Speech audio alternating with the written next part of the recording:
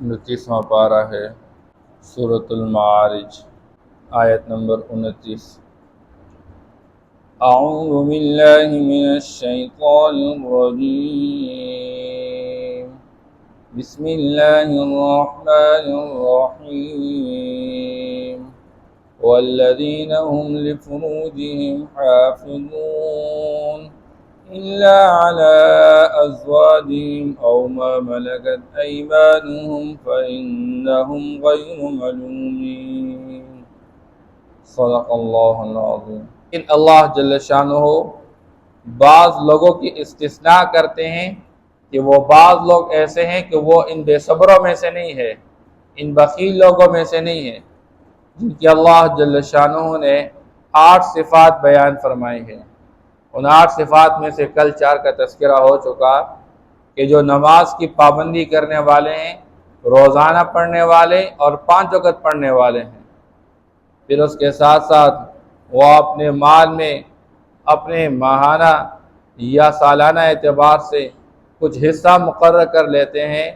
مانگنے والے جو سوالی ہوتے ہیں یا بے سوالی سب کو عطا کرتے رہتے ہیں، اور اسی طرح قیامت کے دن کی تصدیق کرنے والے اور اپنے رب کے عذاب سے ڈرنے والے۔ آج ان کی 4 مزید صفات بیان کی جا رہی ہیں جو ان بے صبر اور بخیل لوگوں کی فہرست سے باہر ہیں۔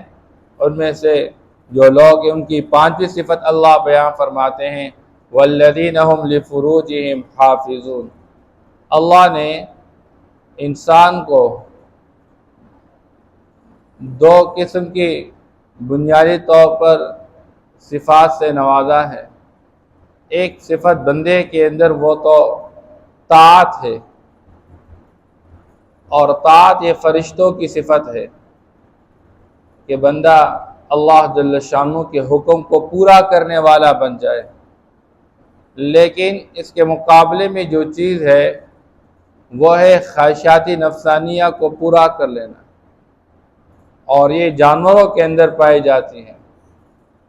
اس لیے انسان کا کمال یہ ہے کہ اپنے خواہشات کو دبا کے رکھتے ہوئے رب کی طاعت کو پورا کرنے میں لگا رہے۔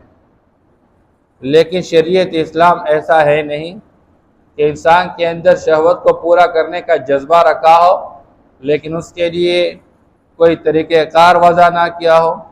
شریعت نے اس کے لیے انسان کی فطرت اور مزاج کے مطابق نکاح کا راستہ دیا ہوا ہے۔ بندہ اپنی شہوت کو پورا کرنا چاہتا ہے، اس لیے اپنے شہوت کے مقامات کی تو عام طور پر حفاظت کرنے والا ہوتا ہے، کہیں بے جا اپنی خواہش کو پورا کرنے والا نہیں ہوتا، سوائے اپنی بیویوں کے الا علی ازواجہم او ما ملکت ایمانہم۔ 2 ہی طریقے ہیں، یا آزاد عورت کے ساتھ نکاح کر لینا، یا مسلمان کہیں پر کسی باندی کا مالک بن جائے تو اس باندی سے اپنی خواہش کو پورا کر سکتا ہے۔ فَإِنَّهُمْ غَيْرُ مَلُومِينَ، اس بارے میں وہ ملامت شدہ نہیں ہے۔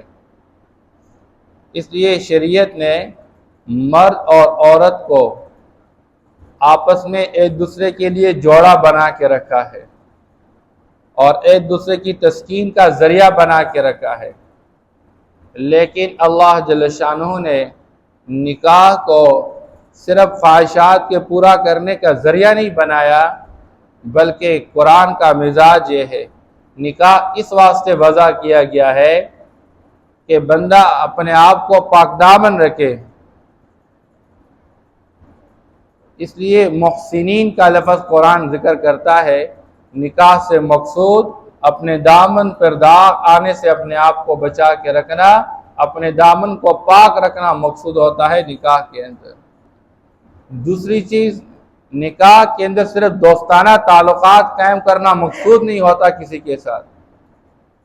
غیر متخذی اخدان، دوستانہ تعلق کی بنیاد پر صرف کچھ وقت کے لیے ایک نسبت قائم رکھ لینا یہ مقصود نہیں، بلکہ نکاح سے مقصود جو کہ خانہ کے اندر کے امور کے نظام کو ترتیب دینا، اور پھر نسل انسانی کی بقا کے لیے نکاح کو وضع کیا گیا ہے۔ اس لیے آپ صلی اللہ تعالیٰ علیہ وسلم نے فرمایا، تزوجوا الودود الولود، آپ ان عورتوں سے نکاح کریں جن میں محبت پائی جائے اور جو زیادہ بچے جننے والے ہوں، اس لیے کہ آپ صلی اللہ علیہ وسلم فرماتے ہیں میں قیامت کے دن آپ پر فخر کروں گا۔ اس لیے آپ صلی اللہ تعالیٰ علیہ وسلم کی روایت سے معلوم ہوتا ہے کہ نسل انسانی کی بقا یہ انسان کے لیے نکاح سے مقصود بنا کے رکھا گیا ہے۔ پھر نکاح کے لیے بنیادی طور پر شرائط بیان کیے گئے ہیں۔ ہر مرد ہر عورت آپس میں دوسرے کے لیے جوڑا نہیں بن سکتے، اس کے لیے شرائط ہے۔ پہلی بات تو یہ کہ جس عورت کے ساتھ نکاح کرے وہ ان عورتوں میں سے نہ ہو جو بندے پر حرام کیے گئے۔ مثال کے طور پر ماں کے ساتھ نکاح جائز نہیں، اسی طرح بہن کے ساتھ نکاح جائز نہیں، تو جو حرام کیے گئے ہیں، اب پھوپھی کے ساتھ نکاح جائز نہیں، اسی طرح خالہ کے ساتھ نکاح جائز نہیں۔ نمبر 2، کہیں پر یہ عورت پہلے سے کسی اور مرد کے نکاح میں نہ ہو۔ جب تک ایک عورت دوسرے مرد کی نکاح میں رہتی ہے اس کا کسی دوسرے مرد کے ساتھ نکاح کرنا جائز نہیں ہے، جب تک اس سے فراغت حاصل نہ ہو۔ یہاں تک کہ اگر پہلے مرد کی وجہ سے پیٹ پہ بچہ ہے تو جب تک یہ بچہ نہ جنے تب تک آگے اس کے نکاح جائز نہیں ہے۔ اسی طرح ایک عورت میں کئی مرد نکاح میں جمع نہیں ہو سکتے، یعنی ایک عورت کے ساتھ ایک وقت میں ایک ہی بندہ نکاح کرے گا۔ بہرحال شریعت نے اس کا مستقل ایک چیپٹر رکھا ہوا ہے اور اس کے مسائل کو سمجھنے کی ضرورت ہوتی ہے۔ پھر مرد کے ذمے حقوق رکھے ہیں کہ عورت کے لیے نان نفقہ کا انتظام کرنا، اس کے لیے سکنا کا انتظام کر لینا۔ اس لیے آپ صلی اللہ علیہ وسلم کی روایت ہے یا معاشر الشباب من استطاع منکم الباءۃ فلیتزوج، نکاح کرنے کا حق اس کو دیا گیا ہے جو نکاح کے حقوق کو پورا کرنے والا ہو۔ وہ بندہ حق مہر دے سکتا ہو، وہ بندہ اپنی بیوی کے لیے گھر کا انتظام کر سکتا ہو، اس کے لیے کپڑے کا انتظام کر سکتا ہو، اس کے لیے کھانے کا انتظام کر سکتا ہو۔ یہ نہیں کہ بندہ صرف خواہشات کو پورا کرنے کی بنیاد پر عورت کے ساتھ نکاح کر لیتا ہے، پھر نہ اس کے گھر کا انتظام نہ اس کے کپڑے کا انتظام۔ بلکہ شریعت ایسے بندے کو حکم دیتا ہے اگر کوئی بندہ اس طرح کی قوت اور طاقت سے خالی ہے کہ وہ سکنا اور نان نفقہ کا انتظام نہیں کر سکتا تو وہ روزے پر گزارا کر لیا کرے، فعلیہ بالصوم۔ تو اللہ جل شانہ فرماتے ہیں کہ ان بے صبر لوگوں سے اور بخیلوں کی فہرست سے خارج جو لوگ، ان کی ایک صفت یہ ہے کہ وہ اپنی خواہشات کو پورا کرنے کے لیے یا تو نکاح کا انتظام کرتے ہیں اور یا دوسری چیز کہ وہ باندی سے اپنے خواہش کو پورا کرتے ہیں۔ یہ بات یاد رکھیں، عمومی طور پر لوگوں کے ذہن میں ہوتا ہے کہ مسلمان میدان جہاد میں جا کر کافروں پر حملہ کر کے ان کے مرد اور عورتوں کو غلام اور باندی بنا لیتے ہیں۔ یہ اسلام کی بات نہیں۔ جس وقت قرآن نازل ہو رہا تھا تو اس سے پہلے ہزاروں سال یہ دنیا کے اندر ایک رواج قائم تھا کہ جب کوئی بندہ کسی پر حملہ کر لیتا، کوئی جماعت دوسری جماعت، کوئی قوم دوسری قوم پر، تو حملے میں جتنے بھی لوگ دشمن کے گرفتار کیے جاتے تھے تو گرفتاری کے بعد مردوں کو غلام اور عورتوں کو باندی بنا کے رکھا جاتا تھا۔ پھر ان مردوں کو اور عورتوں کو بیچ بھی سکتے تھے اور ان سے کام بھی لے سکتے تھے، مردوں سے بھی خدمت لیتے تھے، عورتوں سے بھی خدمت لیتے تھے، اور اپنی عورتوں سے اپنے لیے اپنی خواہش کو پورا بھی کرتے رہتے تھے۔ اس لیے جب قرآن کا نزول ہو رہا تھا اللہ نے اسی رواج کو برقرار رکھا، لیکن قرآن نے 4 راستے دیے۔ پہلا راستہ یہ دیا اگر اسلام کے حوالے سے مسلمان کسی کافر پر حملہ کر لے اور ان کفار میں سے کوئی مرد یا عورتیں گرفتار ہو جائے تو یا تو ان کو بغیر کسی عوض کے آزاد کر دے اگر مناسب سمجھے، اور اگر چاہے تو فدیہ لے کر ان کو آزاد کر دے، اور تیسری صورت یہ کہ اگر مناسب سمجھے ان کو قتل کیا جائے، اور نمبر 4 اگر یہ تینوں صورتیں نہیں تو پھر ان کو غلام اور باندی بنا کے رکھ دیا جائے۔ پھر باندی کے اپنے احکام ہوا کرتے تھے، پھر مالک کو بھی یہ اختیار دیا گیا اگر چاہے تو اپنی باندی کا کسی مرد کے ساتھ نکاح کرا لے، لیکن پھر اس صورت میں جب کوئی بندہ مالک اپنی باندی کا نکاح کسی مرد کے ساتھ کرا لیتا اس کے بعد اس سے دوسری خدمت کو لینا جائز تھا اس کے لیے، لیکن اس کے ساتھ اپنی خواہش کو پورا کر لینا اس کو پھر ناجائز قرار دیا جاتا تھا۔ تو اس لیے شریعت کی کتابوں میں، فقہ کی کتابوں میں، احادیث کے اندر مستقل ابواب اس حوالے سے اور مستقل احکام ہیں۔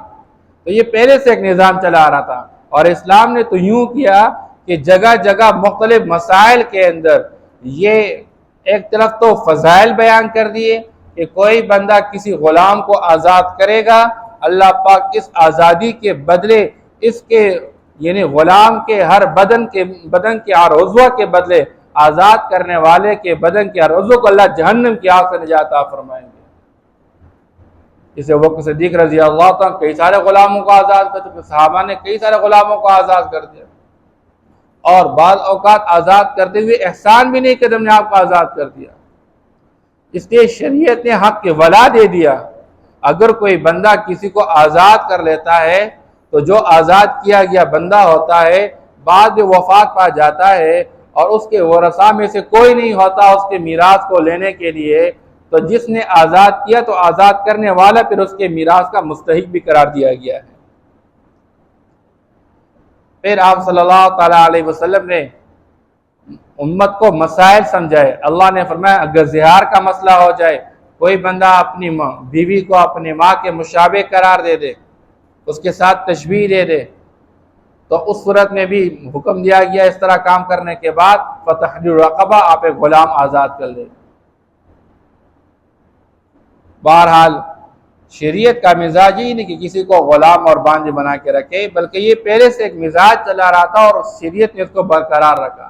بعد میں پھر یہ مسائل چلتے رہے۔ 18ویں صدی کے اندر پھر پیرس کے اندر ایک کانفرنس ہو گئی، اس کانفرنس کے اندر یہ یورپ والے اور ایشیا والے سارے مل کر بیٹھ گئے اور انہیں کہہ دیا کہ اس کے بعد کسی کو غلام اور بانجی نہ بنا دیا جائے گا۔ اس لیے اس کے بعد سے یہ معاشرے کے اندر یہ تصور تقریباً ختم ہوتا چلا جا رہا ہے۔ اب یہ نہیں کیا جا رہا، کسی کو غلام اور باندھی نہیں بنایا جا رہا۔ بہرحال تو یہ پہلے سے ایک مزاج، اسی اللہ فرماتے ہیں کہ یہ لوگ اپنی شرمگاہوں کی حفاظت کرنے والے ہیں سوائے اپنی بیویوں کے پاس اور اپنی باندیوں کے پاس، اس بارے میں فَإِنَّهُمْ غَيْرُ مَلُومِينَ، یہ ملامت شدہ نہیں ہے۔ فَمَنِ ابْتَغَىٰ وَرَاءَ ذَلِكَ، اب کوئی بندہ اس کے علاوہ کوئی راستہ تلاش کرے گا اپنی خواہش کو پورا کرنے کے لیے، چاہے وہ لواطت کا راستہ ہو، مرد کا مرد کے ساتھ اپنی خواہش کو پورا کر لینا، عورت کا عورت کے ساتھ اپنی خواہش کو پورا کر لینا، یا کسی بندے کا کسی جانور سے اپنی خواہش کو پورا کر لینا، ان سب کو حرام کیا گیا، لعنت کی گئی ان راستوں پر۔ اس لیے اللہ فرمائے فَأُولَٰئِكَ هُمُ الْعَادُونَ، کوئی بندہ ناجائز طریقے سے چاہے وہ کسی عورت کے ساتھ 1 مہینے کے لیے، 2 مہینوں کے لیے، چند دنوں کے لیے نکاح کر لیتا ہے، کہیں پر چلا جاتا ہے اور وہ صرف چند دنوں کے لیے اپنی خواہش کو پورا کرنے کے ساتھ یہ اس کو اپنے نکاح میں رکھتا ہے، تو یہ ناجائز قرار دیا گیا۔ وَالَّذِينَ هُمْ لِأَمَانَاتِهِمْ وَعَهْدِهِمْ رَاعُونَ، اور وہ لوگ جو اپنی امانتوں، وَالَّذِينَ هُمْ لِأَمَانَاتِهِمْ وَعَهْدِهِمْ رَاعُونَ، اور بتایا گیا وہ لوگ جو اپنی امانتوں کا اور اپنے کیے گئے وعدوں کا پاس رکھنے والے ہیں، وہ ان کی رعایت کرنے والے ہیں۔ اسلام کا مزاج یہ ہے کہ لا ایمان لمن لا امانت لہ، جو بندہ امانت کا پاس نہ رکھے تو اس کا کوئی ایمان نہیں، مراد یہ کہ اس کا ایمان کامل نہیں۔ جو بندہ اپنے کیے گئے وعدے کو پورا نہ کرے، عہد کو پورا نہ کرے، تو اسلام کا مزاج یہ ہے کہ لا دین لمن لا عہد لہ، جو بندہ عہد کو پورا نہیں کرتا ہے اس بندے کا دین کامل نہیں ہے۔ اس لیے مسلمان کا مزاج یہ ہوگا وہ اپنی امانت کو اپنی جگہ پر ادا کرے گا اور اپنے کیے گئے عہد کو پورا کرے گا۔ قرآن میں اللہ حکم دیتا ہے ان اللہ یأمرکم ان تؤدوا الامانات الی اہلہا، کہ تم امانت اپنے اہل کے حوالہ کر لیا کرو۔ ہمارے پاس نماز یہ ایک امانت ہے، حقوق اللہ بھی امانت ہے اور حقوق العباد بھی امانت میں سے ہے، اس لیے حقوق العباد کو بھی ادا کرنے کا اہتمام کر لینا اور حقوق اللہ کو بھی پورا کرنے کا اہتمام کر لینا۔ ان اللہ اشتری من المؤمنین انفسهم واموالهم بان لهم الجنہ، مسلمان کی جان ہو یا مسلمان کا مال ہو، یہ اللہ نے خریدا ہوا ہے جنت کے بدلے۔ اس لیے اب یہ مسلمان کے پاس امانت ہے، یہ بدن وہاں استعمال کرے گا جہاں اللہ چاہے گا، مال وہاں استعمال کرے گا جہاں اللہ چاہے گا۔ اس سے اللہ جل شان فرماتے والذین هم لاماناتهم وعہدهم راعون، جو اپنی امانتوں کا اور اپنے کیے گئے عہد کی رعایت کرنے والے ہیں۔ والذین هم بشہاداتهم قائمون، اور وہ لوگ اپنی گواہیوں پر قائم رہتے ہیں۔ مراد یہ ہے جہیں پر اس نے اپنے آنکھوں سے کوئی واقعہ دیکھا اور اس سے گواہی کا مطالبہ کیا گیا، یہ ٹھیک ٹھیک گواہی دیتا ہے، نہ کہ آج کے معاشرے کی طرح کہ جب کیس شروع ہو جاتا ہے تو پھر پولیس والے بھی سمجھاتے ہیں اور وکیل بھی سمجھاتے ہیں آپ نے گواہی کے اندر یہ الفاظ ادا کرنے ہیں تاکہ آپ کا کیس وہ مضبوط بن جائے۔ تو یہ شریعت کا مزاج نہیں ہے کہ وکیل اور جو با اختیار ادارے ہیں وہ گواہ کو گواہی سکھائے، نہیں، گواہ کا کام یہ ہے اپنی آنکھوں سے جو کچھ دیکھا ہوا ہے ٹھیک ٹھاک اس طریقے سے بیان کر لیا کرے۔ اور یہ گواہی دینا یہ مستقل ایک باب ہے۔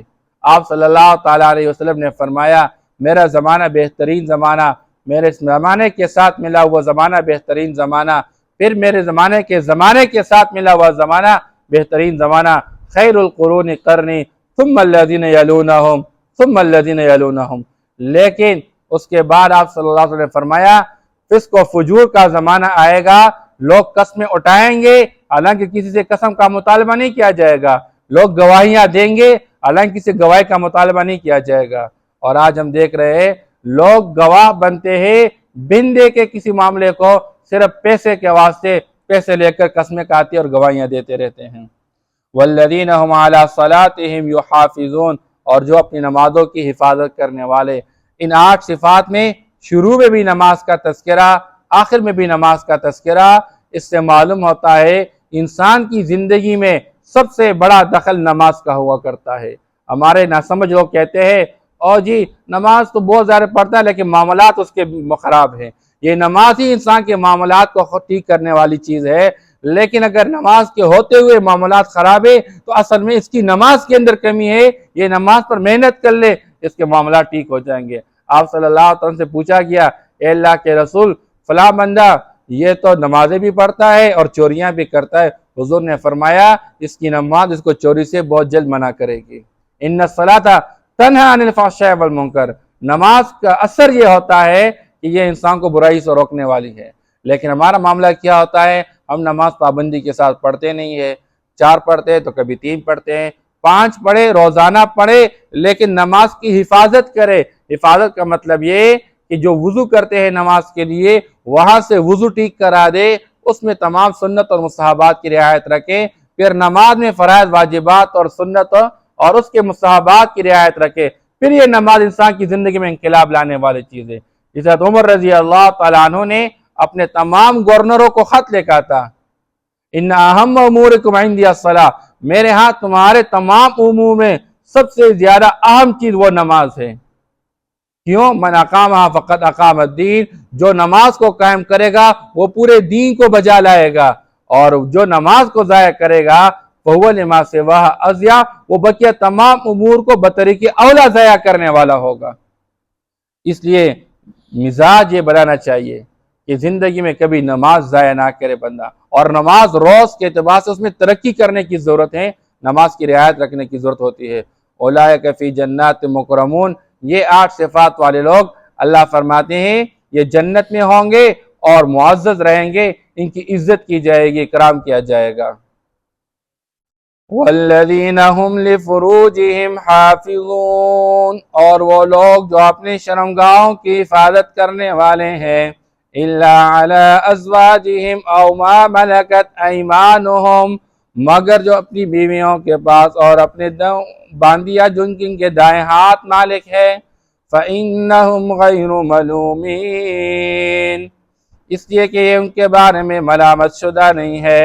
فمن ابتغى وراء ذلك، اور جو اس کے علاوہ کوئی اور راستہ تلاش کرے گا خواہش کو پورا کرنے کے لیے، فأولئک هم العادون، بس یہی لوگ حد سے تجاوز کرنے والے ہیں۔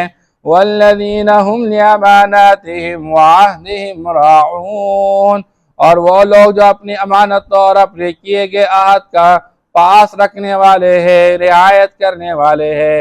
والذین هم بشہاداتہم قائمون، اور وہ لوگ جو اپنی گواہیوں میں قائم رہتے ہیں، والذین هم علی صلاتہم یحافظون، اور وہ لوگ جو اپنی نمازوں کی حفاظت کرنے والے ہیں، اولئک فی جنات مکرمون، یہی لوگ جنت میں معزز رہیں گے۔ صدق اللہ العظیم۔